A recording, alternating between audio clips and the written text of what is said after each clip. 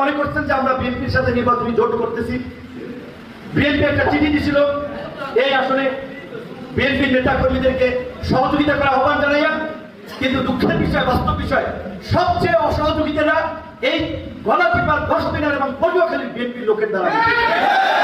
এটা আমার জানান নেতারাও আমাদের দলের কারণে সরকারি আইন কর্মকর্তা একজন জিপি তাকেও লাঞ্ছিত করেছে বিএনপি মধ্যে আইনজীবী। কথা বলবো না, অবশ্যই বলবো।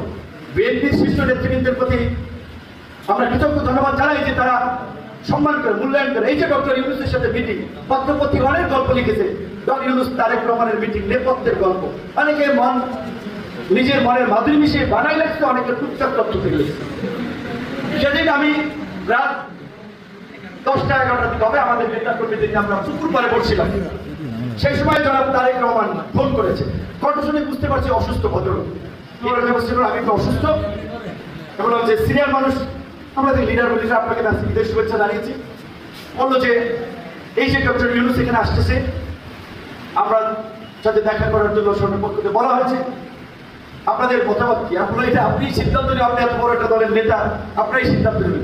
সেটা হয়তো আপনারা আমরা একসাথে আন্দোলন করেছি, সংগ্রাম করেছি, আমরা চাই আপনাদের মতামতটা জানতে চাই। তাকে উনি একটা দলের প্রধান হয়ে আমার কিছু ফোন না দিলে হয়তো দেখা করবে, সে ফোন দিলেই কি না দিই, ফোন দিয়ে আমাদের মতামত জানতে চেয়েছে।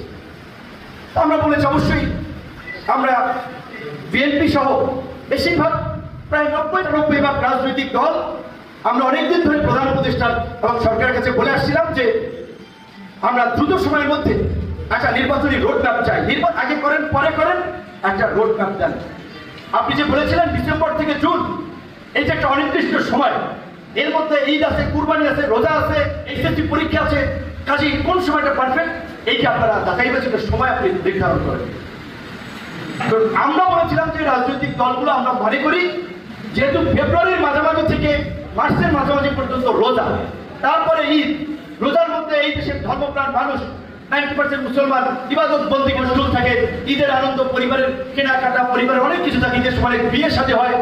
তো এই সময়টা নির্বাচনের জন্য উপযুক্ত সময় না।